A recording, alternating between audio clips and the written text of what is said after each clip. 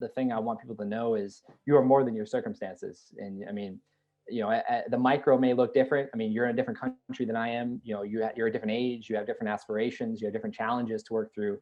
So the micro may look different from person to person, but the macro of being a human being and having certain needs challenged and certain part about being a human being all looks the same because we're all human beings. So I just want to encourage people to be greater than your circumstances, to have a vision that allows you to be inspired, to think larger than your circumstances, and to create the identity that you want. Embodying what you believe is what gets other people inspired because they see you doing something that they kind of resonate with in one way or another. And then they build a belief that, oh, I can do that too. Be about it. Don't talk about it.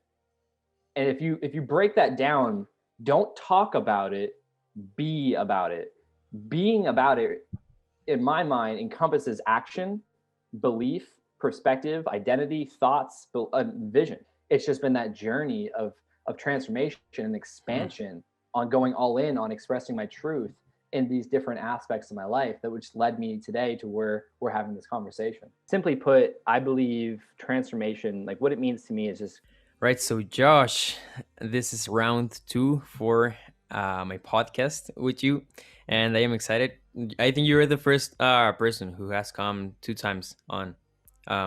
Yeah, I would just say that the other one who has come two times is Nick Hutchison from Book Thinkers, but we just recorded one episode because the other Zoom meeting was just us talking, and I forgot to record. But yeah, yeah, I am glad that we could get this done again. And well, I want like to start from where we left. And we were talking about like visualization, and like I think the last sentence that you said was about like success being having a vision and also knowing how to live in a certain way that vision daily, and that includes like passion and obsession. And I would like you to like talk about that again because you weren't able like to get deeper into passion. Mhm.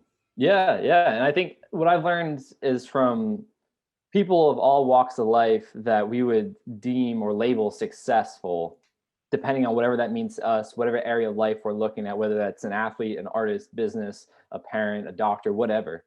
Successful people know what they want and they know how they'll know they have what they want and they have a plan to get it. So Mhm. when I'm referring to visualization or having a vision, it's not so much like literally, well, it is a little bit, but not so much what people normally think like I'm gonna sit down, I'm gonna meditate, I'm gonna visualize this, and then it's gonna happen.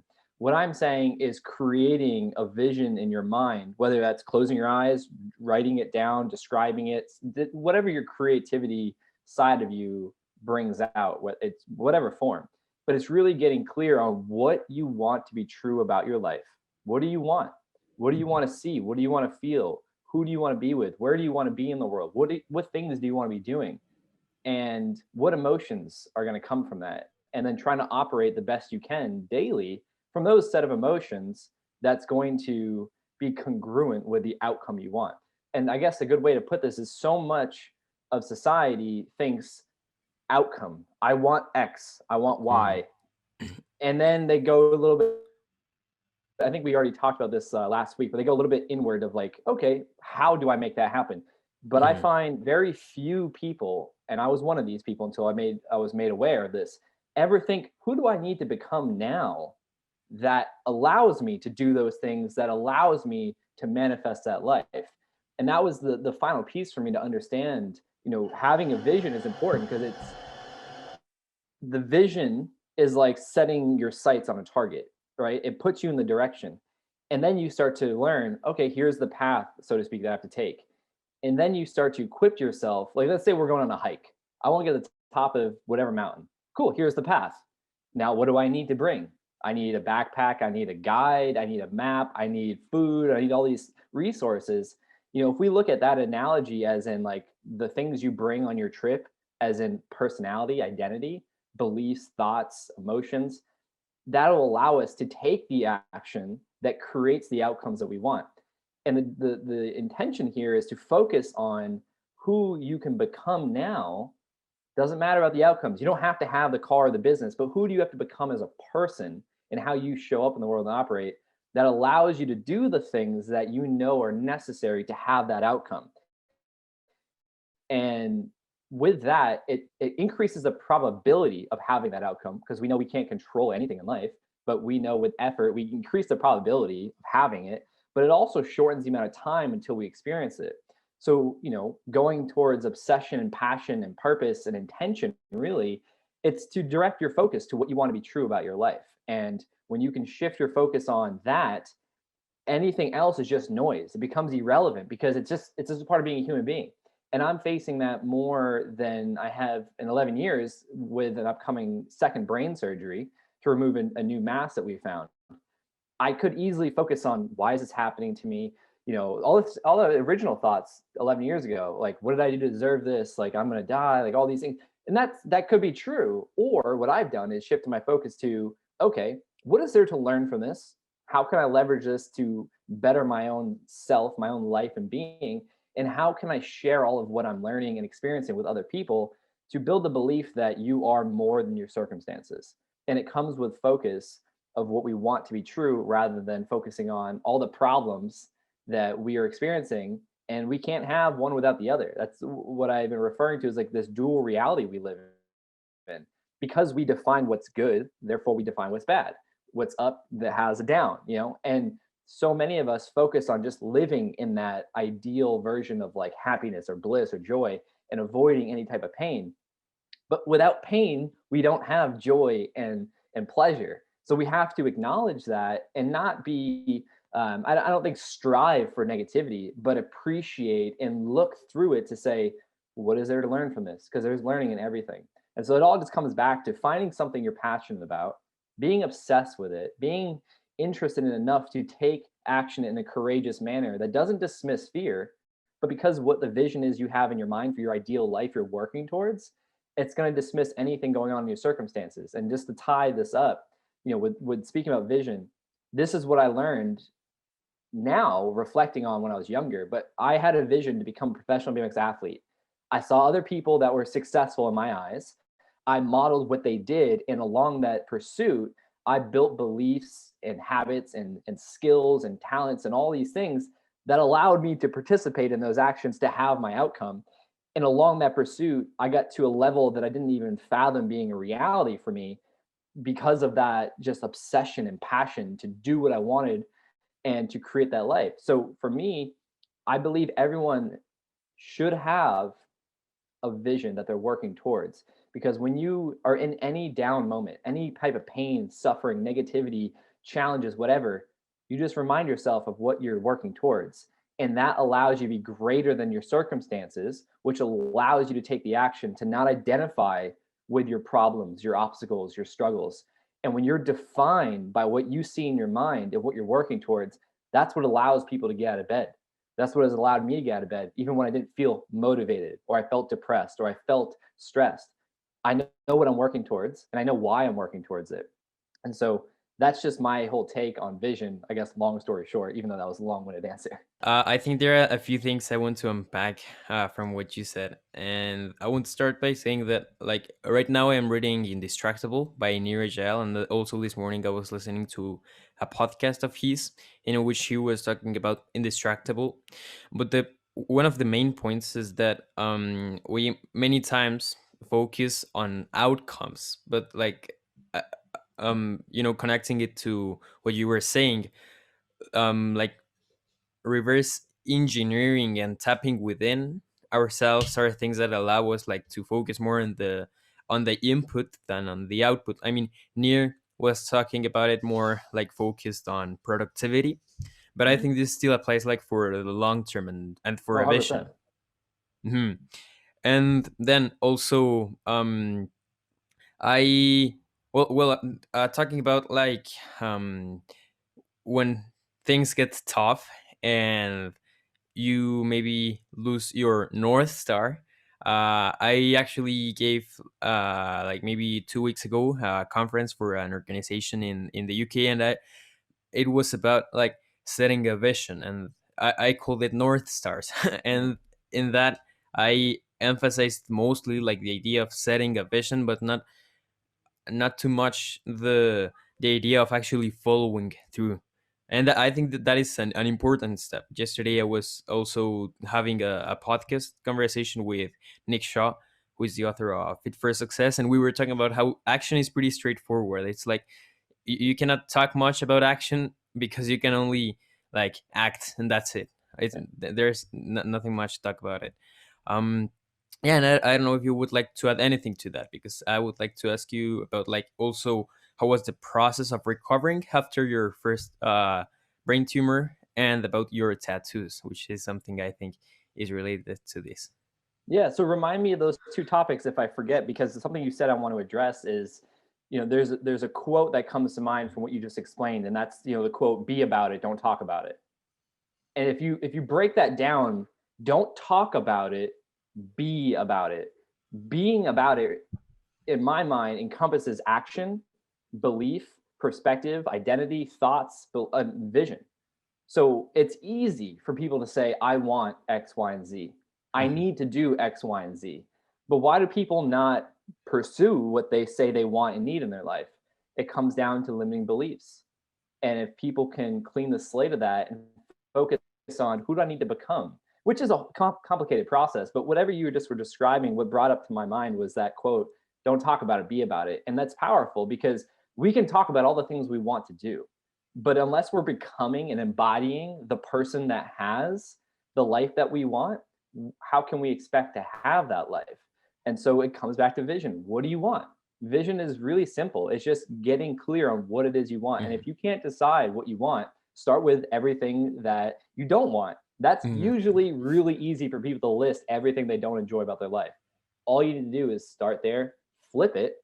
That's, you want the inverse of it. If you are, I don't like being tired, for example. So then you want more abundant energy. I don't like being broke. So you want financial freedom or financial abundance. You just flip it.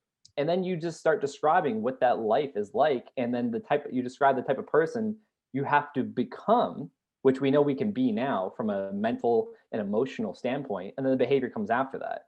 But it's, if when people are focused on strictly outcomes, then they think, how little do I need to do to get the most return on what I want, right? Like that's like a Mhm. common thinking process in today's society, especially with everything at our fingertips that we could want. Depending on how much money you can have the world, right? So I think it comes back to, being about something, and that's doing. And this is what I learned as an athlete. People see the contest, people see the video parts. They don't see the day in day out grinding at the Mhm. training facilities, at the gym, the mental work that goes into it, and the education and all that stuff. But that's, when people aren't watching you, that's what I believe is someone that's successful, is they're doing the things, mind and body, that they need to do, so that way they can live the life that people see, which is the competition times, or the cameras are on, so to speak, the lights are on. And I don't know if we mentioned this last time, but one of my favorite, I have a lot of favorite quotes, but one of my all-time favorites, like top five, we'll say, is from Matt Fraser, CrossFit champion 5 times in a row, then he retired. And he said something along the lines of, I do the things today others won't do, so I can experience the Mhm. things that they can't tomorrow. So he's saying, like, I'm gonna do the shit today that no one else really wants to do, and it's not enjoyable because I know the payoff is going to be great, delayed gratification. But he has a vision in his mind, and he's willing to grind it out, and it shows. That's why he, was podium last 7 events, and got first place last 5. So that's just what came to mind for what you're describing. And then I believe the next question was, how is the recovery after Yeah. their first brain tumor diagnosis? Yeah, you just I want to add one thing, like to the things you just said, and connecting it to the analogy you gave about like hiking to get to the peak of the mountain. It's like the difference between like wanting the process, yeah, wanting to experience the process of hiking to then also get to the result, to the peak. And the other part, and the other side of it is like just thinking, what can I do? What's the least that I can do just to get to the peak, and not go through the journey. But yeah, Yeah. just that was what I wanted to add. But then, And on that, the journey, I find people get so focused on the outcome that they, this conversation about being present, how important is that? Even though a lot of us may not understand that at the time, or may not understand how to do that, it's very simple. It's enjoying the process, and it's enjoying the dual reality of negativity and positivity, of good and bad, up and down, whatever you want to label it as. And when you've reflected on the past and people have these regrets of, oh, I wasn't focused on this person or this thing I was experiencing, because they're so focused on that outcome. How do you know you don't already have your outcome? Or how do you know you'll have your outcome if you're just focused on some outcome and you're not focused on the journey? It's just like, what you just were sharing was brilliant, because if you're focused on getting to the top of that mountain and you're just focused on what little or what action in general do I need to take, but you don't know what you're looking for, you don't know what you're going after, all these things along the process that could be beautiful, that could be profound and euphoric, like, you're missing right over them. And it's not about the outcome. Like, I believe that there's no destination as a human being. Hmm. And I've been learning through all these various experiences of how important it is to appreciate the now. Nothing is real other than what's currently happening for you in your life now. When you can appreciate the fact that you're a living human being and you get clear on what you want to be different, if there's anything you want to be different about your life, what actions need to be taken, but more importantly, how do you need to operate today? It's going to make that journey so much more enjoyable, to the point where you appreciate the process, you appreciate the journey, that the destination, the outcome, you kind of forget about it because you're so in tune with the moment that you're experiencing, and it just progresses to one day you wake up and you have your outcome and you don't even know it. And then all of a sudden, as a human being, you're like, what's next? We don't just Hmm. play a video game and beat level 1 and be like, oh, I'm done. We want to get to level 2. We want to get to level 3. We're human beings. We're wired for progression. We're wired for getting to that next level. And so I think it's really important that, yeah, we have an outcome, because that's, like you said, it's your North Star that's directing you of where you're setting your focus and your sights on. But then the journey is the journey. It's the experience of living as a human being. If we're so focused on an outcome, or in the inverse, we're so focused on the past and getting depressed or angry or upset about it, we miss everything that's happening now. Like, us being in this present moment, having this conversation, is a part of my journey, and is a part of the vision I created for my ideal life of doing these things on a daily basis, like having conversations like this. It's expressing myself and living my authentic life that is on the path to what I'm envisioning for my ideal life. But it's always progressing. I'm never going to get to where I want to go, and that's the fun of it. Like, it's always leveling up. The more I understand myself, the more I start to understand other people, and the more I appreciate the experiences. Now I get to a point, for example, like, I always had this dream to have this car, for example, and then I got into a financial position to have that dream car, so to speak. But now that I'm there, I'm like, do I really want it? Like, what does that do? But then I already have 2 other cars as stepping stones above that would be cool to have one day. But it's like interesting, because when you progress and you keep getting the next level, it's almost like that outcome just starts getting bigger and bigger, or further and further away. So it stretches the journey, so to speak, because all these milestones are, outcomes, but we miss over them because we want something else, but we don't understand why we want that thing. And I think that comes back to the vision, and two is getting clear on what you want, but why? Why do you want that? Why do you want, Hmm. $1 million? Do you even know what that number means? Do you know why that number came to be, or why you want that car or that house or that job or those clothing, or you want people to think of you that way? Like, why? Like, what about you is telling you want that? Most of the time, it's about other people. It's not about our true self. And then that's why it's so easy to excuse the journey and dismiss all these beautiful moments, like us having this conversation, because we're so focused on things that we want to be true about our lives, but we don't have the understanding that it's not for ourselves. It's not our true self. It's our ego. It's Hmm. people's perceptions of us and what we think we need to get status and recognition. When it's like, no, just focus on what makes you happy. Focus on why you want X, Y, and Z, why you want to do those things, and just appreciate the journey, because everything is like, all the things we want are in the process. And that's what, to end this topic, in my rant, so to speak, is, a common question I get is, how do I find purpose? Or like, I don't know what my purpose is. How do I, how did you find yours? It's from pursuing the journey of what I wanted. It's from, the pursuit of that dream to become a pro athlete. That dream could be different for anyone. For you, it could be, having a top rated podcast. It could be writing a book. For someone else, it could be, this painting, or going to this school, or releasing an album, or, getting this job, or having a family, like whatever it is, right? It just, I don't know. I don't know. I think you get it. Yeah, yeah. Actually, I would like to briefly unpack three things here. The first one is that, like, talking about the points being the process, I think I once read or heard the analogy of life being like dancing, and that the main point is not like to finish the dance or whatever. It's like Yeah. it's the process, the action of dancing, and I like that analogy. I think And you either then share that with me or I have seen that analogy somewhere. And that's, yeah, it's that's a great way of putting it. it is, and then the other two things were, like, first, as you say, there are two sides of the spectrum, or that's what I like perceive.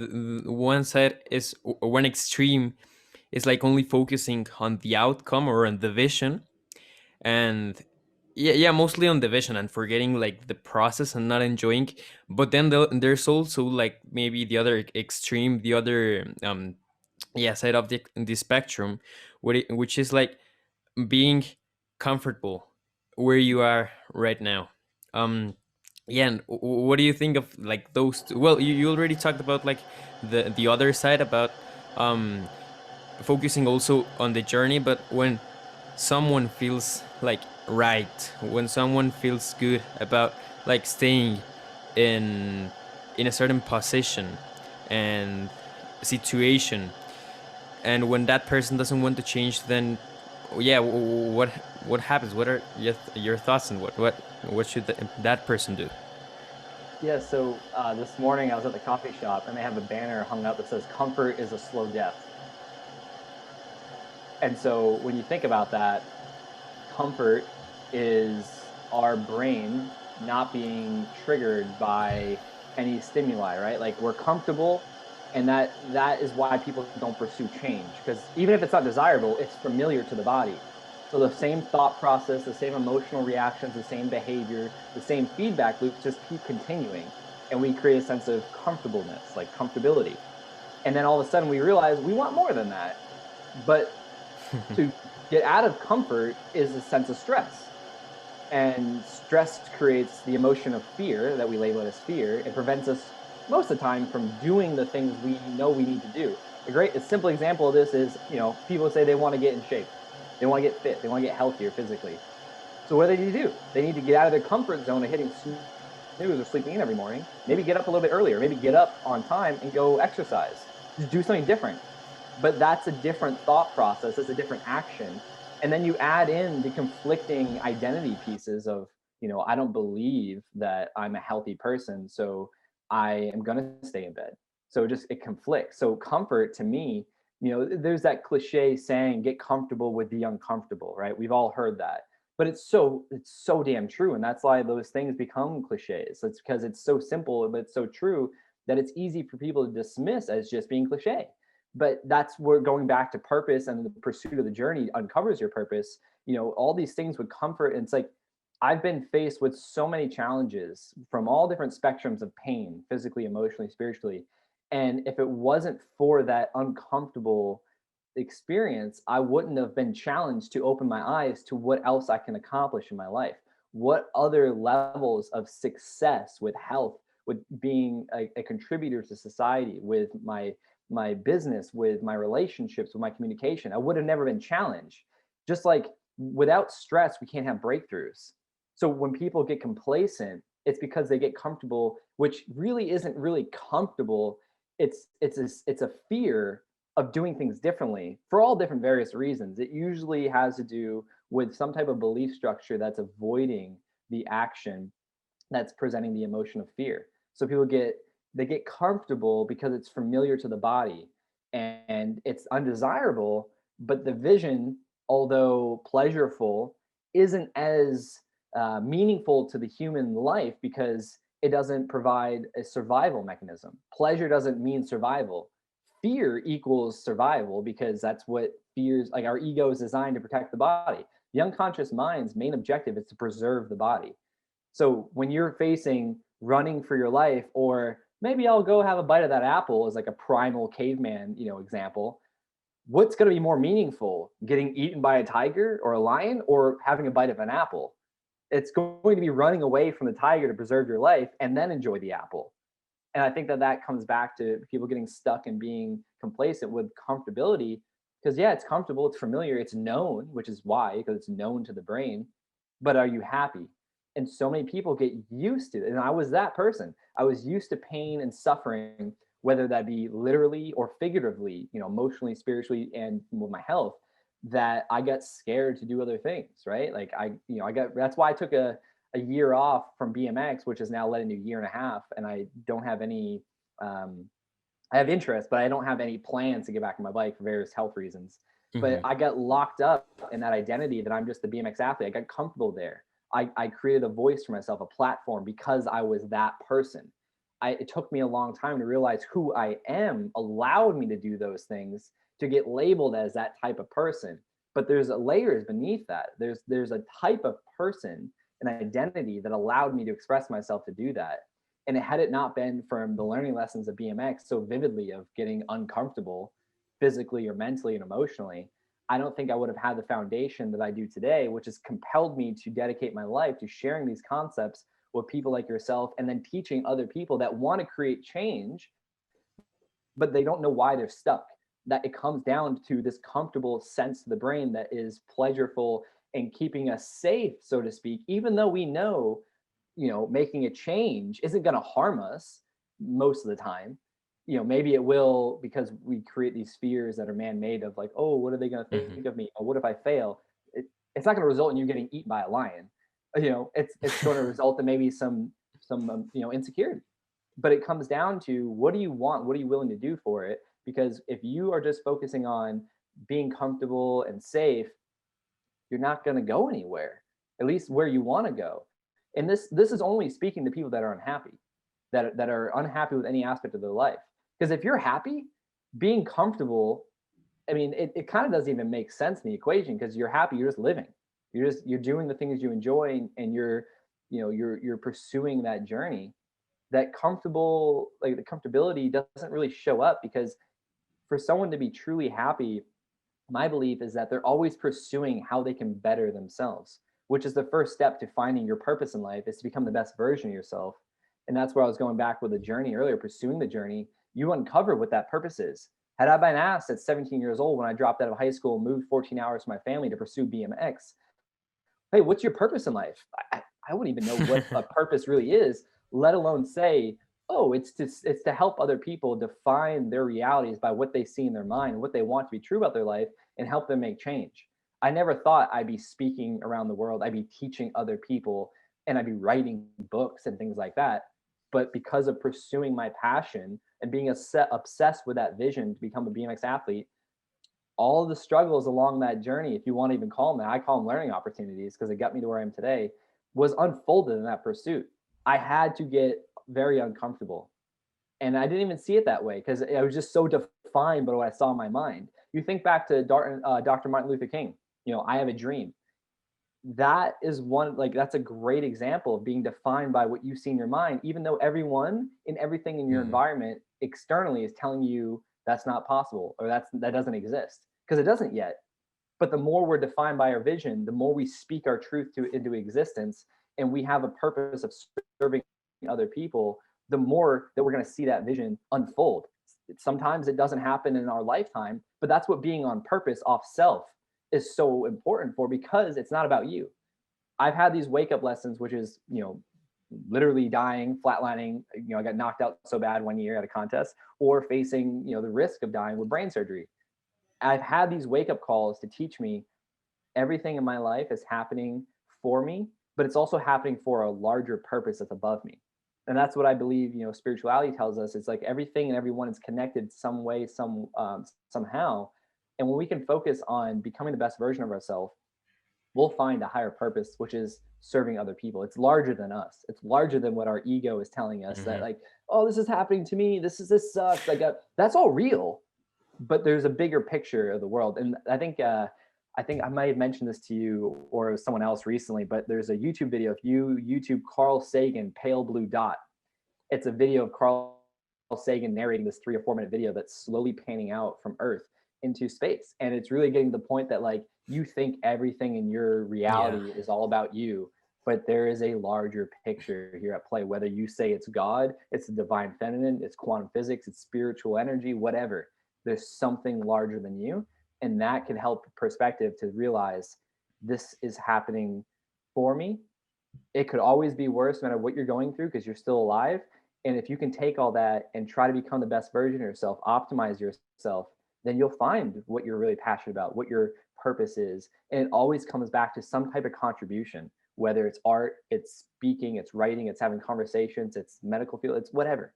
It's Mhm. always about something larger than yourself. Ah, many great ideas to talk about here. And well, just like before, adding some things I want to mention. I want to say to people listening that I will add that video you are talking about in the description of the episode. Um, but yeah, so firstly, like going back into evolution, you are right. Like species that have been here like for a long time have been evolving because they have been uncomfortable. They have been moving. They have not just been in one place and comfortable. And the other species that did not move and that maybe didn't experience uh, a great amount of fear, let's say, or stress. That would, I think that would be a better word. Those species, most of them are not here anymore, and that is completely true, and we can also like connect it to our modern day society, that people who usually look um look forward to change, like and to transformation, are the ones that like um prosper and that thrive, and that other people that like to stick to the status quo and to how something works in these days and in the present, are the ones that in the future might not adapt. Mhm. And I really think that is something very very interesting, and many like great movements in society, and many wars, and many conflicts and things that have changed how humanity works, have been caused due to individuals who have had this vision. You were talking about Martin Luther King, um, and then they started to like create it and to add more people, to lead more people to live with this vision. And I really think that is something interesting. Talking about leadership, I can recall that John Maxwell, there's a conference he gave in December, I think, when he was promoting his new book, and he was talking about how people only change. He gave four reasons. I only remember three, but the first one is like people change when they need to, people change when they are inspired to, people change when they actually can, when they have the resources, and then there was another one which I don't really remember. But that is also true. Like when someone is inspired to pursue a vision, then you change your reality following that vision. And going back into the idea of enjoying the moment and the present, like the journey, in episode 27 of my podcast with Joel Primus, we were talking about transformation and an analogy of the journey of water from the mountains into like the ocean, and how it is mostly about the process and about adapting, and as humans also about like acknowledging what transformation you have created and what transformation you are creating. Not just about like the future, it is also about, even if it's just for 5 seconds, like acknowledging your present moment. Yes, humans, we have to look forward to creating stuff in the future and all that, because I mean that's how we progress and how we evolve. But it is also important, like actually developing this consciousness about what you have created, about the process, and about the impact you are generating. And I think that is something very interesting. Have you read A New Earth by Eckhart Tolle? I have not. Well, I'll have it to add is that to the really, list.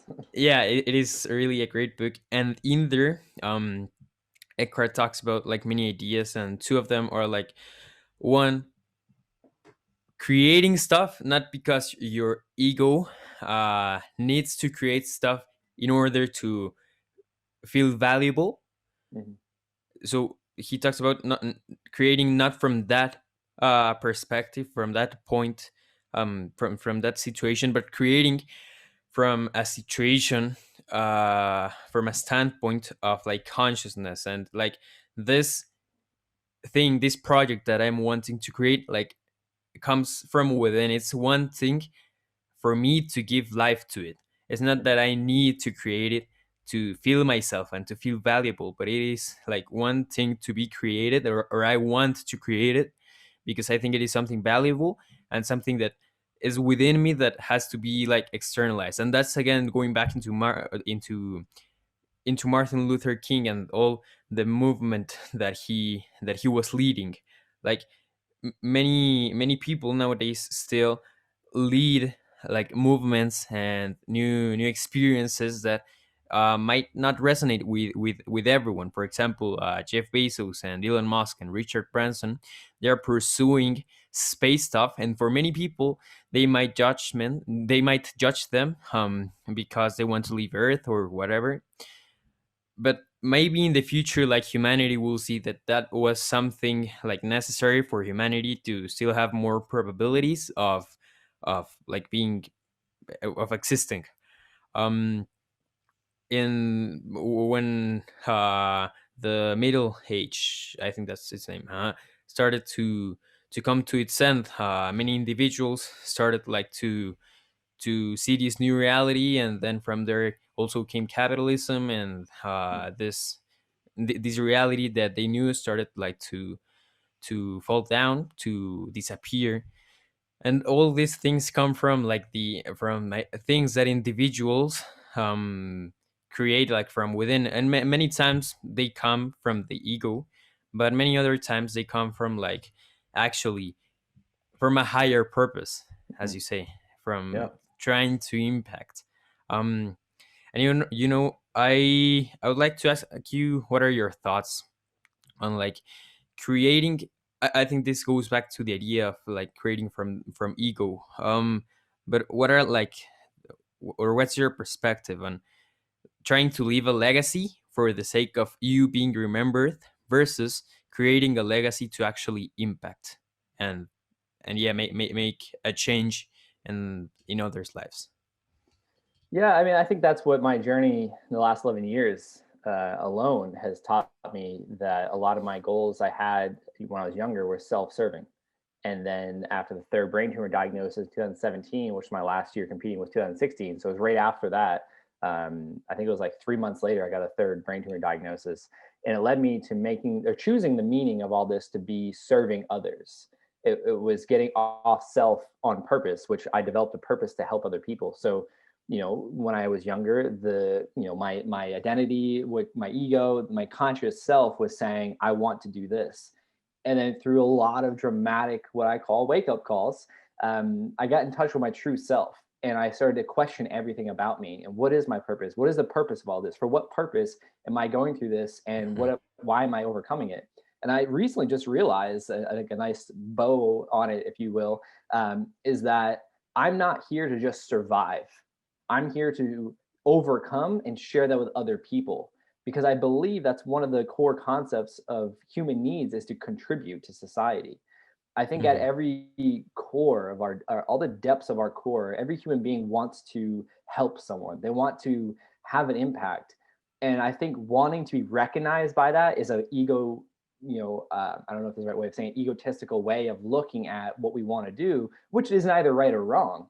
What is, in my belief, the correct way of approaching it is finding the middle ground with ego and true self, because we know our true self um, is often suppressed in today's society. That's why we have these egos. Or people say, "Oh, he's Mhm. got a big ego because he's cocky or whatever." No, that person is probably overcompensating for the insecurity they have.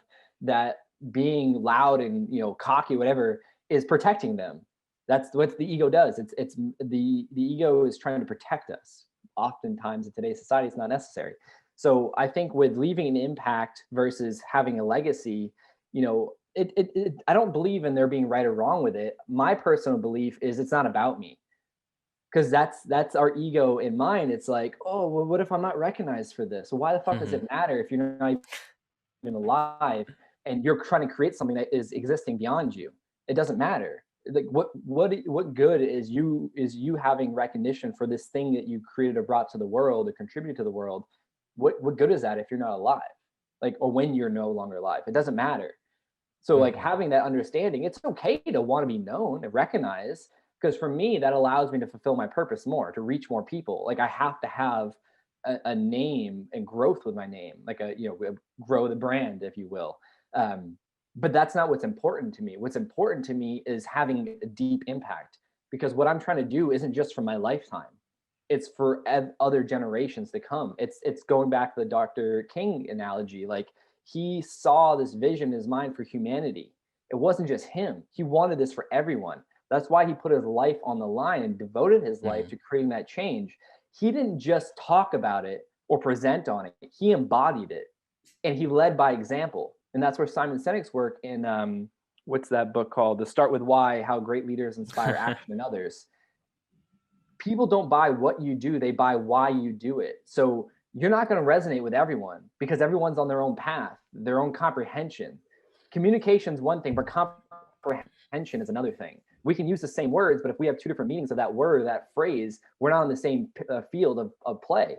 And so what Simon talks about is having a deep why or purpose behind all the things you want to do, and then embodying that, leading by example, inspiring people through belief of why you're doing what you do, because other people are going to believe that too.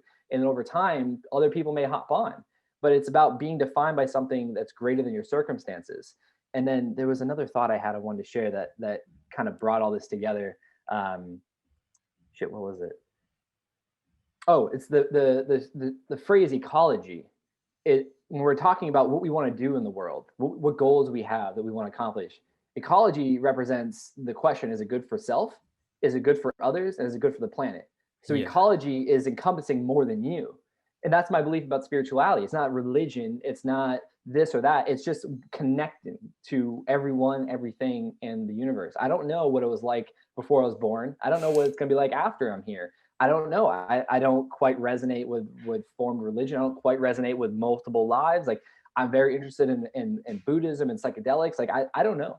So I'm just trying to do my best to be the best version of myself, contribute to society as much as I can, and enjoy the journey and lead by example, embody what I believe, because I believe that embodying what you believe is what gets other people inspired, because they see you doing something that they kind of resonate with in one way or another, and then they build a belief that, oh, I can do that too. Especially if they believe what your mission is in life, then that's going to lead to deep impact. And so when you take out the ego of wanting to be recognized, there's nothing wrong with having a legacy, because I know, like let's say I have kids one day, like I would love to know that I left them with Mhm. a legacy of my work that they can carry out and they can have recognition for, that can help them in their own pursuit of passions and purpose. But it's not about any of that. It's about what is the purpose of contributing to the greater good of humanity and the planet and the universe. And I don't know where all that goes once we're no longer here. But to me, it's not about, like, I could care less about people knowing my name. The fact that people that I've never met know my name from all different types of places around the world is phenomenal to me. It's insane, because I did something that I loved that Mhm. got other people's attention, be interested in me. Jim Carrey speaks about this. He's like, I did something that people valued so much that they present their best self to me. I had that experience after hearing him explain that, when someone found out about my past, being a Pro BMX athlete. This I was at the car dealership, just all this stuff. And then all of a sudden I saw his switch, and he just lit up, his energy went up. He was like, you good? You need it? Like everything changed about his demeanor. He was presenting his best self to me because of something I did that I naturally wanted to do anyways. I don't care if people know my name or not. The only reason I do slightly care, I should say, is because it helps further my mission. It gets Mhm. other people to learn my story, and then that brings them into my world of, here's what I believe, here's what I want for you and the world.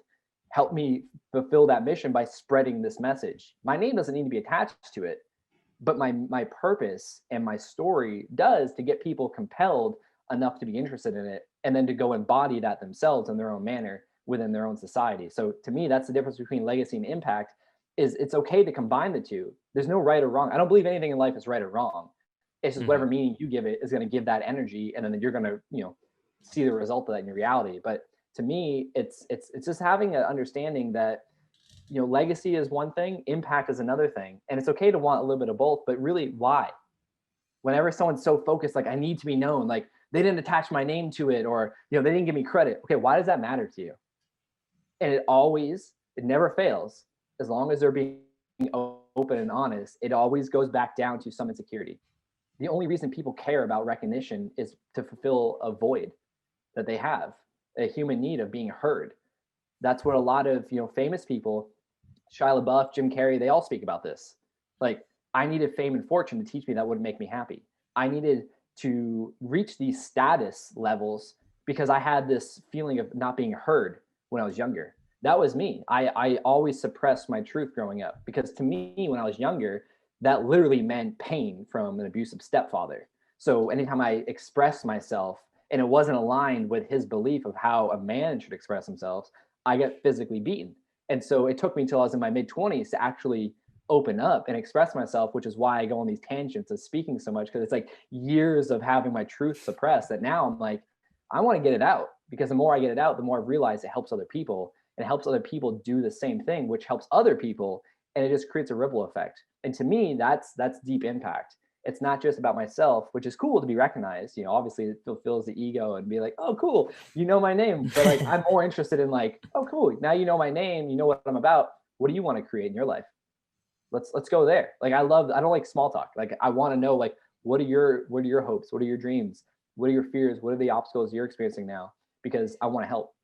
And that's to me the purpose of why I'm on this earth. And that I just had a conversation today, facing a second brain surgery 11 years later. That's after a first surgery and radiation, all this shit. And it's like, cool, this is in my life because I'm able to overcome it and I'm able to do something with it, which is what the third diagnosis did for me in 2017. It got me clear of my purpose beyond myself. And it took 3 years after that to stop riding, which mostly is focused on health today. I can't risk hitting my head because I want to preserve the brain function and resilience and health I have. But for a while, it started out with like, who am I without my bike? For over a decade, professionally, I built an identity around being a BMX athlete. So I decided January 2020, what's life like without my bike? Who am I without my bike? I had that crutch of, oh, I did something cool that most people can't do. Now people want to know more about me. I don't need that though.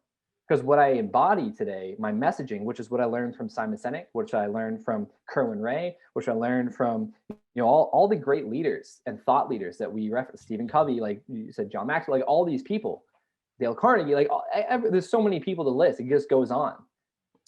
It's just about embodying what you believe, and you make up, you define who you are. It's not what you do. It's not your past. It's not other people's perceptions.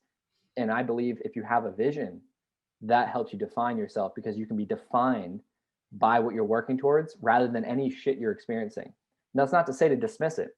That's not to say to dismiss the reality of bad things happen. But that's a human being. The fact that you're alive is a miracle. And Gary Vee always uses this analogy. It's like, what, 400 trillion to 1 that you're a living human being. And he jokes about this, if your mom had one more sip of wine or one more glass of wine that night, maybe you wouldn't be born, right? Like if your parents did something different and never met, you wouldn't be here today, right? Like it's so true. So yeah, that was a tangent about my perspective on legacy versus impact. I really feel that you're a genuine person, and I can like feel physically what you're talking about as we talk through this Zoom. And I really encourage you to read A New Earth, because you will, I mean, maybe most of the ideas will be things that you already know, but I think you will resonate highly with it. Yeah, send me a reminder and I'll add it to my list. Once people started to realize that, like, oh, Josh enjoys reading, I just have like a stack of list of books I bought that I haven't gotten through yet. And then I have a Trello deck of just books. I have like 20 on there now. So yeah, I'm trying to do my best, but yeah, I'm always happy to add a book to my list, especially if someone like yourself recommends it and it brought value to you. Because if I got one thing from reading that entire book, like that's amazing. And I usually find a million things in one chapter. Yeah, so do and I will send it to you. And going back to the idea of like how leaders through history have risked their lives for a mission. I mean, well, it's not almost. It is scary, like to know that for this mission you might like be risking your life. But I think that's also like, um, f- n- yeah, like one might have fear of dying, like on the surface, but like getting deeper, you can see that the mission might be worth more than your life. And that's what we can see with Eckhart talks about that in the book about Jesus, how he literally Mhm. yeah, gave his life for this idea. And again, going back into a new earth, he really, I think, changed my perspective on religions and how, well, actually, on the messages from God, God's messengers. Mhm. Um, but yeah, it really is a great book, and I think you talked about everything there. And Yeah, also sounds about, like I'll enjoy it. So for sure, let me know. Send me a reminder and I'll add it. sure, I will. And But actually, to your point about the fear, dedicating your life to something that could threaten your life, that becomes easy to where you don't think about it because one, you have a clear vision of what you're doing. So any external noise is irrelevant. But then two, it's larger than you. So you're Mhm, not fearful for your life, so to speak, because it's larger than you. It's not about you. So the ego can be at peace with knowing that you could die. Like the journey I'm on is very real. I could die. mhm, But to me, I don't have fear with that because I literally have, so to speak, died, flatlined for like a minute on the flat bottom of a ramp, knocked out. And then also, I've had a lot of close calls with death. So to me, it's just like, all right, like I believe that what I'm working towards is greater than myself. And the fact that I live with masses in my brain on a daily basis and I forget about that is evidence that it's not about me. It's about something larger I'm working towards. And I think that that's why I've been so confident in expressing myself and then going through these challenges of, a second brain surgery. Like that's no like easy thing. Like that's no simple task. There's a lot of risk involved, but I know that I'll be a good, like that's my belief is like I'll be fine. And I'm willing to put myself in these shoes. And that's why I rode for so long. I rode for, what was it, 10 years after the first brain surgery competitively at an elite level. And people are like, you're crazy. Aren't you afraid of hitting your head or yeah, those thoughts come in, but like that's not what I want to do in my life. I don't want to be crippled by this. I don't want to identify with it. So that led me to finding purpose beyond myself. And all these people we've mentioned in the past that dedicated their life and put their life in the line is because their vision of what they wanted was larger than themselves. It was larger than their ego. It was larger than just filling a void of not being recognized for something. It was just about the greater good of humanity and the mhm. planet. Yeah, well, I would actually like to get into your tattoos because you've got tattoos about fear, and I would like to know also the story of them. But I would just like to mention that, like, for myself, for some years now, I have like had this vision for myself, like for the future, to build, let's say, not an empire. That's not a good word, a good word, but a huge business group like Virgin, like the Virgin Group, around like different industries which I find like valuable, and industries in which I think I could make a change. But more and more, I think that I am like noticing that it's something I want to do because it's, again, as I was saying earlier, it's something that is coming from within. It's not necessarily something I want to do to find myself, um but it's something just that I want to externalize. But again, many times I do like fear maybe becoming a millionaire, a billionaire, and I mean, I know it's much hard work and everything, but then I think like I know that on the long term I could actually achieve it, but it's also scary, like the things that come with having a huge amount of money and a huge amount of like impact in people's lives, and that's something that scares me. But again, more and more I can see that it's something I want to do, like from not from my ego necessarily, but something I just want to create, and that over time, and if I do it like with consciousness and presence and in the right way, I could like maybe create a change and actually overcome these fears and see that they are not what will really be happening. They are just like illusions from my mind. But Yeah. yeah, let's get into your tattoos. How well? Why did you decide to get the tattoos you've got in your forearm? Yeah, before I answer that, speaking to what you just were describing, like that's the perfect example of fear of success. Getting what we want will change our reality. And you just told me in which ways your life would be challenged or changed. So like that's a real thing. People don't just fear failure. They actually may not be aware of it, but they fear success. It sounds like you're very aware of what that fear is based on what you described, but that's a real thing, which creates a loop of self-sabotage. And then we go, I want this, but then we unconsciously do shit that doesn't make it happen because unconsciously we're aware of the changes that will occur, the responsibilities, like what people will think of us if I do create this business, if I do acquire that money, or if I do create this change in the world. Like you're very aware of that. So that's a great example of the fear of success that is really apparent in today's world, because we all come from different places around the world, different families, different religions, different races, all that stuff. That plays a role in how we perceive success and the fear that could come from it.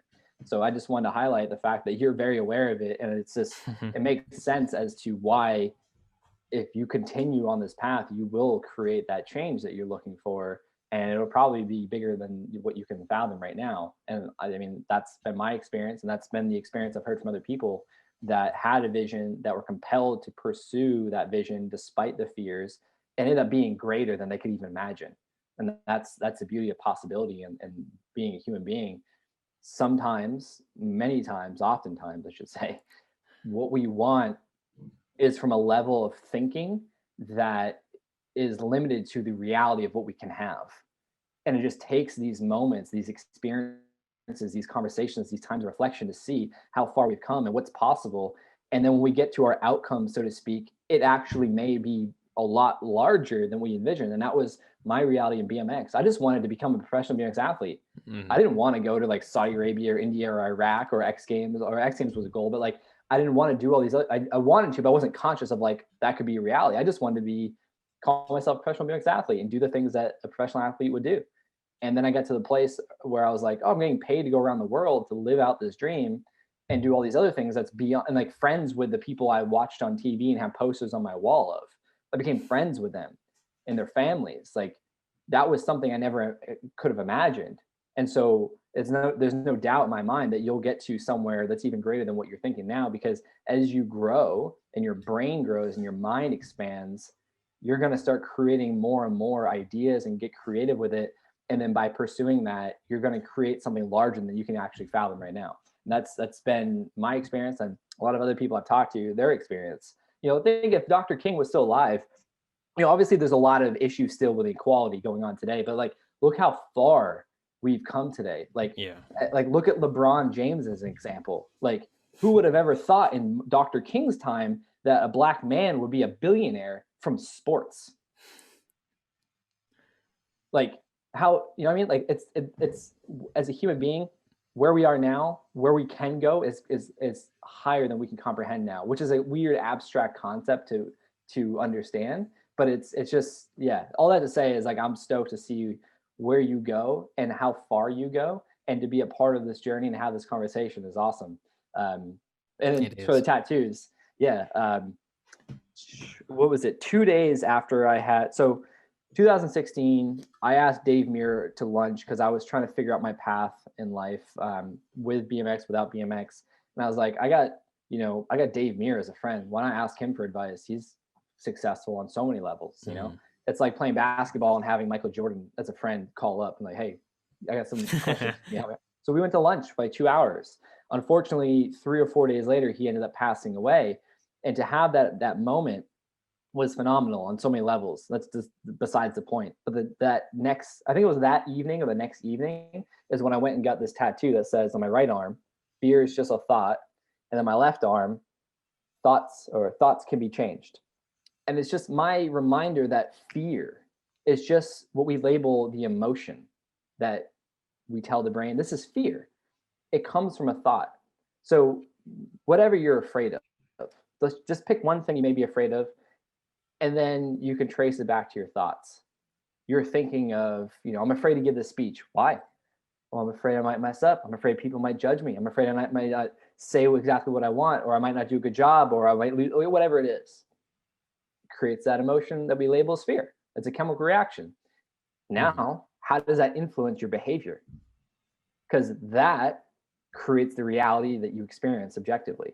And there's a great little analogy or acronym for this called TEAR, TEAR. Thoughts create emotions, which influence actions, which create results or reality. So it's just, you can dissect it either way. You can start with reality. I'm experiencing this. Okay, what behavior did you participate in that created this reality? Okay, cool. What emotions sparked that behavior, either to do something or not do something? Okay, cool. What were you thinking? What were your beliefs around that? Right? And so if we don't enjoy where we are in our life, we can go back to any one of those and then go up or down or go all the way around and back and forth. It's just, to me, it's just a reminder that any type of fear that I'm experiencing in life is triggered by the thoughts in my brain. I can change those thoughts. Therefore, I can get a new emotional response, and that'll influence the probability of me taking new action, which with that equation, you can't help but get a new result or a new reality. And if it's not exactly what you want, that's because you've been a short amount of time. Keep doing that, whatever you just did to get a new result. And over time, you'll be experiencing maybe what you want, or maybe close to what you want. And that goes back to, Einstein's quote of the definition of insanity is doing the same thing over and over again, expecting a new result.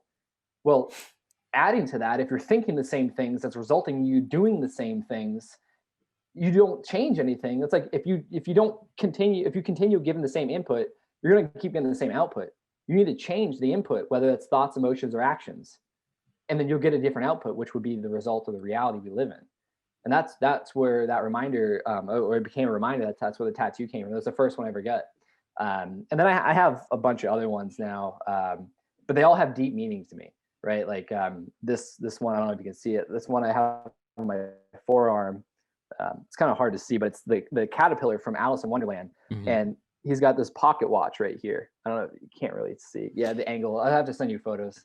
But okay, yeah. he's holding a pocket watch with mushrooms surrounding the pocket watch, because in the scene, Alice eats the mushrooms and then he's asking her, who are you? And that's where psychedelics comes into my reality of the last 2 years of exploring my mind on deeper levels. But the pocket watch, we have, the east, west, north, south, the times, all kind of like pulling away from the pocket watch. And in the center, instead of like a dot with the hands on the clock, is the symbol of money. It's like the money symbol. And because I could see that represents, what represents to me is that time and money and direction don't define me. I am who I am based upon what I want to become. And that it's a reminder that money and time don't define who I am. They don't make up who I am if I'm successful or not. And it doesn't matter. And it's just a reminder, because for so much of our existence with today's society, we're expected to earn a certain amount of money and then do this and do that, have all these things to be successful. And then what are the stats today? 70-80% of people aren't actually happy. Like, and that's been the reality of all my clients. They have the golden handcuffs, they have the job, they have the house, they have the family, they have cars, they have the money, but they're sick, they're tired, they're unfulfilled, and they're unhappy. But they can't stop doing this because the machine they've created needs to be fueled. And we know over time we can change that. So to me, that's what that reminder is. And then I think for this conversation, what is going to be really interesting is this one. I don't know if it's mirrored or if you can see it, but it's C is greater than E. So it's being at cause for my reality is greater than at effect for my reality. So we can label at effect as victim. Life happens to me. Being at cause for my reality acknowledges that whatever we're experiencing now is our doing. We all take ownership of that. It doesn't matter where you come from, it doesn't matter. It matters of how you've gotten to where you are today. It has everything to do with you, whether that's stimuli you've taken in and what you've done with it. So for me, this is the equation for empowerment, is to be at cause for my reality, to be at cause for me creating my reality, whether I was aware of it or not. Most of the time we're unaware of it, we're unconscious. But anytime that we're at effect to our circumstance or our environment, meaning life happens to me, it's their fault, it's because of that, it's not me, it's not that I'm not good enough, it's because I didn't get the opportunity I wanted, or they judged me unfairly, or any of that could be true, but that doesn't serve you in getting to the next level in your life. So this is just another reminder to be at cause for everything, because as soon as you own the fact that you are the cause of all the problems in your life, you immediately have to understand that you're also the solution. So to me, that's what that is. And then this one across my knuckles says YOUFORIA, spelled Y-O-U on purpose.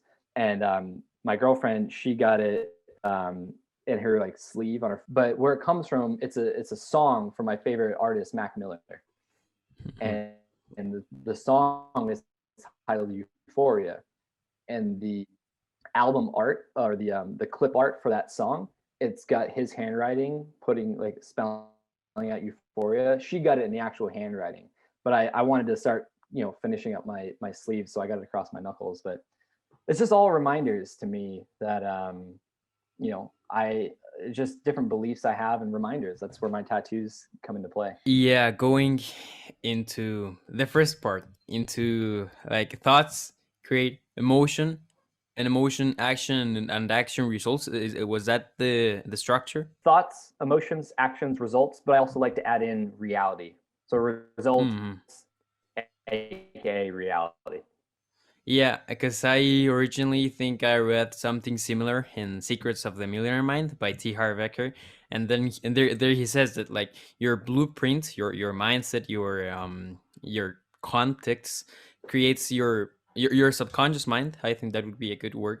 Um, Creates your thoughts, and then your thoughts, your emotions, and your emotions, your actions, and your actions, your results, and your results like validate your subconscious mind, and it's just Creates a feedback loop. yeah, exactly. Just keeps It going. compounds. And then to the part of C over A of cause, of being the cause and not the effect. And again, to what you were talking about, your clients having the golden handcuffs. In the interview I was having yesterday, we talked about a quote by Viktor Frankl, and it says something like, "Today, almost everyone has the means to live, but not everybody has a meaning to live." And that, I think that is something like interesting and powerful. What are your thoughts on Yeah. that quote? So that's everything to me. That's why I refer to Simon Sinek's work about understanding your why behind everything you do. And that's the first thing I do with my clients is, what change are you wanting to create? Cool. Why? For what purpose? What does that mean to you? For what purpose do you want X, Y, or Z? Because that's the difference of people taking action on a change or not. And that's why people either stay consistent or not with the changes they're making in their life. It comes from that meaning. That's what inspires us to take action. It's not about motivation. It's about being inspired towards something and why you're doing that. Because we can create motivation anytime we want. It's just elevated energy in a moment. That's why so many people go to conferences and get all rah, rah, rah, and get stoked and then don't do anything about it. It's because motivation is nothing without inspiration. Because inspiration is what gets you out of bed and keeps you moving forward. Even if your best you can do one day is just getting out of bed. And for people that want to create change, yeah, most people have the means to do it, but they're not clear on why they want to do it. And so then they result back to default about being afraid because of X, Y, and Z, which become irrelevant once you're clear in your purpose. And I'm a living example of that. Like everything I've done, it stems back to my why or my purpose, and it's bigger than me, and I'm clear on that. And that's why I put myself in situations that I've been in, financially, health wise, spiritually, whatever area. It's because I'm clear on why I do what I do. And I think that's why people resonate with me. It goes back to Simon Sinek, where people don't buy what you do, they buy why you do it. It's just about communicating effectively with yourself what you want to be true about your life and why. What positive impact is that going to have on you in any aspect of your life? And like you said, yeah, most people have the means to do it. They're just not meaningful, or they don't understand the meaning behind what they want. And as soon as someone can understand, hey, I'm sick and tired of being sick and tired, and it's affecting my life in this way and that way, and it's affecting my kids. I'm showing my kids how to live an unhealthy life. I'm showing my kids that you go to work and you enjoy what you do. You just slave for $1, and then you get to the end of your life and you're unhappy.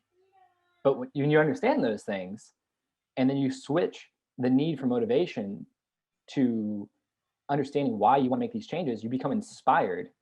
And the more you act in that manner, you create congruency with your actions and your vision in your life, the easier it becomes to welcome adversity. Because then you have a belief that with every adversity, you're going to learn something, and that it's important to go through that to get you next. It's like, this is what actually I wanted to say earlier when we were talking about this, is stress. Like, a stone can only be turned into a diamond with pressure and heat. That we could call that stress. You can't have a breakthrough, so to speak, without stress. You need to fall down in life. That's what I've learned with BMX very, very vividly and painfully on any spectrum of being a human and experiencing pain. All of them. You have to fall down to learn how to get forward. You can't come out being born and learn how to run. You have to try to walk and fall down, because then you start to learn, you make connections. If life was so, handed to you, you wouldn't learn anything. If everything was done for you, if you had everything you wanted without any type of stress or pressure, you wouldn't learn anything. Therefore, you wouldn't know how to maintain it or how to grow it. So I firmly believe that people have the means to create the changes in their lives, but the problem I think my belief, what comes down to, anyone that isn't where they want to go in life, isn't experiencing what they want, doesn't have what they want, doesn't matter, whatever it is, the difference between someone being where they are now and where they want to go comes down to a belief structure. That's as simple as that. That's the first domino, is tackling your belief structure. Because I confidently believe that everything comes down to a belief structure, and why most people don't have what they want is because they don't believe that they can have it. They don't believe it's possible for them for whatever reason. As soon as you change your belief structure, then you'll start to see every other opportunity that you want unfold in front of you. It's just a matter of having the courage to take that step into that opportunity, which comes back to why you're wanting to do that, why you want to create that change, why do you want those things, having purpose, having understanding around it. It's not just about what you want, it's about how it's going to impact you and your life and other people around it. It comes back to ecology as well.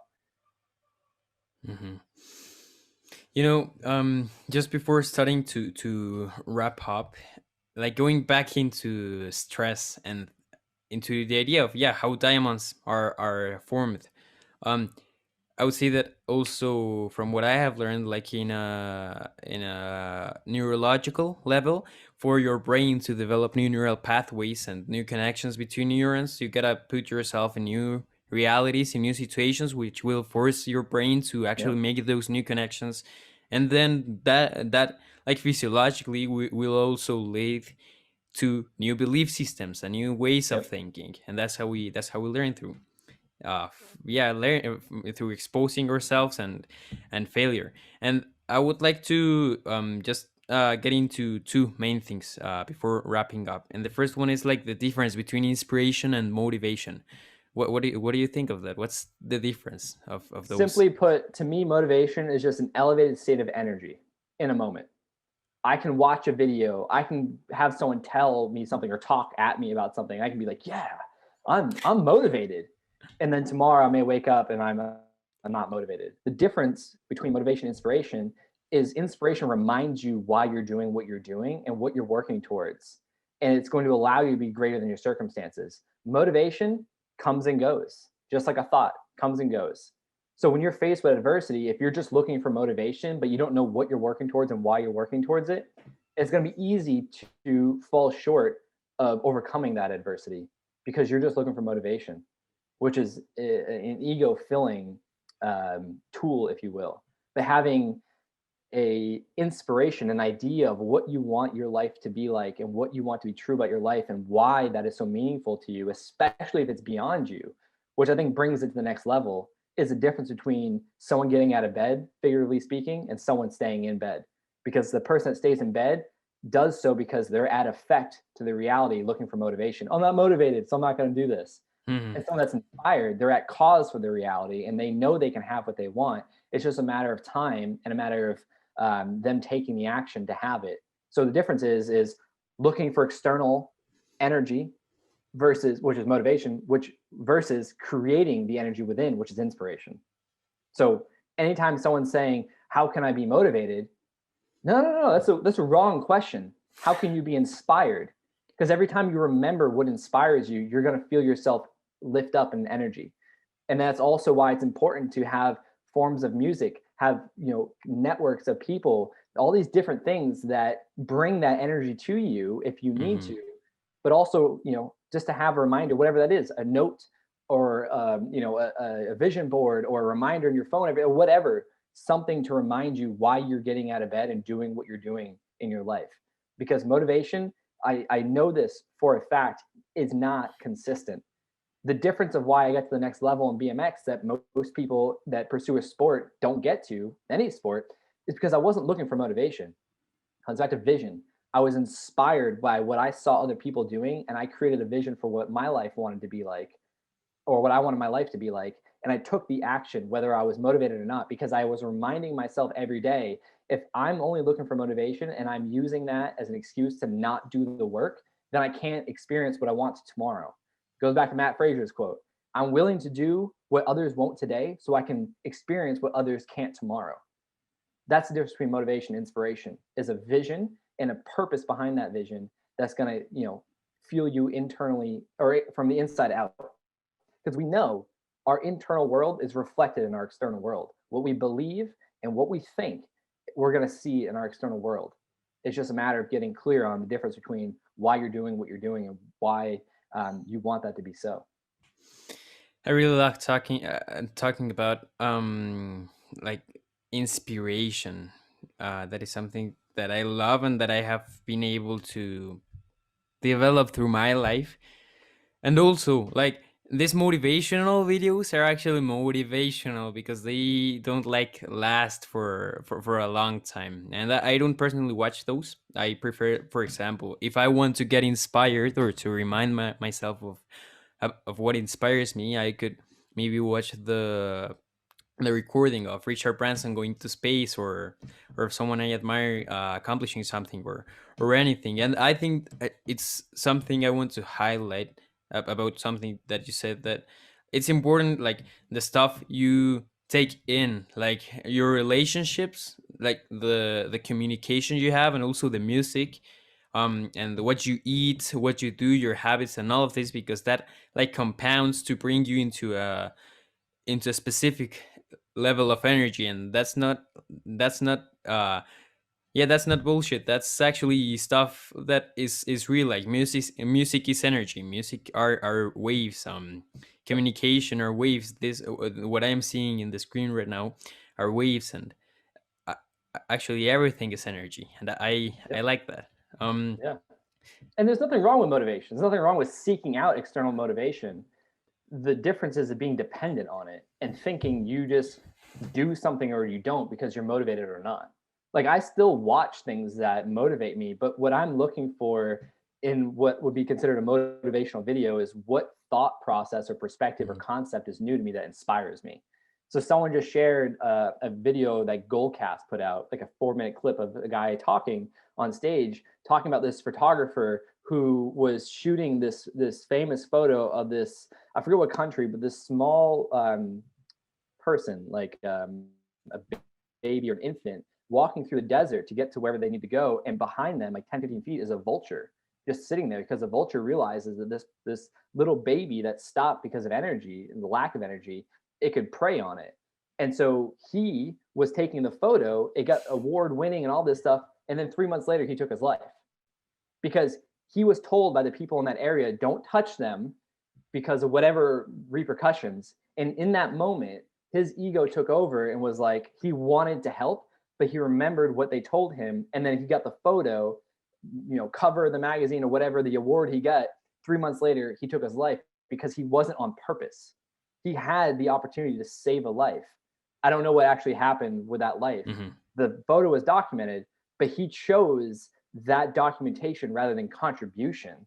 And he ended up taking his life 3 months later, 4 months later, whatever it was, because he realized there was incoherence with what he believed and what he did. And that's just, yeah, I mean, that was so profound to me. But the messaging in that, it was a motivational video, yeah, but the messaging in it from what the guy was speaking about after that story really inspired me to think again, to get reminded of my vision and contribution, and to be inspired by that. So there's nothing wrong with watching Hmm. motivational things or listening to motivational things. It's just, what I believe is you have to have an understanding that motivation is just in the time. Inspiration is what lingers and what will fuel you when adversity reaches and you're not motivated. Like, you're not motivated to go to the gym in the morning. But if you remind yourself, hey, I want to be healthy, I want to set a good example for my kids, or I just don't want to be suffering anymore, that will motivate you. It's the vision, it's the inspiration. It's not the other way around. It's not motivation fuels the vision and the inspiration. It's the other way around.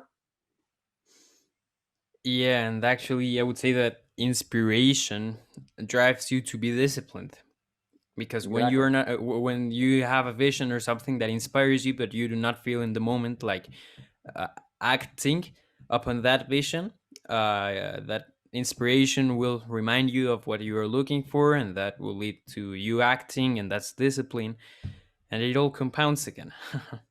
Yep. um and well, now the last question I usually ask in these conversations for the podcast is, since my podcast is called The Transformation Journey, what's your definition of transformation, and how do you approach it? And I think that we have talked already a little bit about how you approach it, because we have talked about the journey of, again, going back to the analogy of going into the mountain, that it is about the process and about being present, not just about like the final outcome. But I will leave you speak right now. Mhm.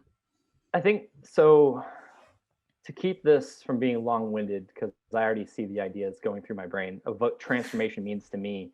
Simply put, I believe transformation, like what it means to me, is just growth, evolution, just growth, really. Just like you're growing, like you're shedding your skin, so to speak. You're becoming someone new, and on every which level. So transformation is just taking something and optimizing it and growing and learning more and growing along the journey, and how to transform yourself, how to create transformation within your life and yourself specifically, or any aspect of your life. Yeah, you hit it on the nail, man. It's just going all in on what you believe and what you're passionate about. Because just by pursuing something, whether it's a side hustle, it's a hobby, or it's a full on, like, I'm going to do this as a career, that pursuit will help you learn, which will help you grow. And it just creates a cycle, and you're continuing to transform who you once were to who you are today. I get super emotional to where I start tearing up watching 17-year-old me in interviews of BMX talk, because I can see the insecurity, I can see the pain, I can see this suppressed version of me that I used to identify with, and how far I've come today, and how confident I am in just speaking my truth, that I could see the transformation. Shit, you can take, I'm 32 years old. You can take 11 years from the first brain tumor diagnosis and forget everything before that, and you can see the timeline of transformation every step of the way. So to me, that's what transformation means and how it occurs. Whether we like it or not, we're always transforming. We always on this transformation path. It's just a matter of focusing on what you want that transformation to look like in the future, whether that be tomorrow, that be Hmm. next week, that be next year, that be 10 years. Either way, you're gonna transform. Our every part of our body, whether it's in a day or in 10 years, recycles its cells over time. We're literally transforming every moment. Over time, it's just a matter of what do you want that transformation to look like, and how do you make that happen, and how do you show up every day doing that work to have the best probability of you experiencing that outcome of transformation. Yeah, you talk about how when you were 17, and you were being interviewed, now you can see that you had insecurities and all those attributes. And I would like to ask you, like, in your early in the early stages of your career, how was it for you, like, to maybe start to experience this level of fame or success or accomplishment? Was it something that maybe helped you be more fulfilled, or something that maybe even like put you in a more stressful position, which led you to more insecurities and all that? And if it was the second case, how did you deal with that? Yeah, that's a really good question because I never looked at it that way upon reflecting. I think, and this is what, my buddy Mark Metry, you talked with him and the Mm, social anxiety and stuff like that. I always labeled myself as shy. I always labeled myself as shy because I was insecure, so I didn't speak out. And so when I started getting interviewed and I was on television and things like that, and having people come up to me and talk to me, I was always like the shy person because I was insecure and I got so socially awkward and anxious about these different things because I didn't believe that I was a person to open up. And I was actually programmed through my brother's father for most of my childhood to not express myself. And so I had to work through all that. And then as I started gaining success, I was also suffering more inside because what people perceived me as was not how I felt and believed about myself. And Dr. Joe Dispenza has a chapter in his book, Breaking the Habit of Being Yourself, titled The Gap. And so when Dr. Joe was, sharing his work and doing all these lectures and getting interviewed and all this success, he didn't feel that, but people perceived him as that. So it created this gap of who am I? Because I mhm, believe I'm this, but people see me as different. And that's what I went through with BMX. Winning contests, getting sponsorships, filming video parts, being on television, all these things. People perceive me as this happy, healthy, successful person, but I didn't feel that. And I was living with a brain tumor I didn't know about. So that made sense to all the suffering physically I had.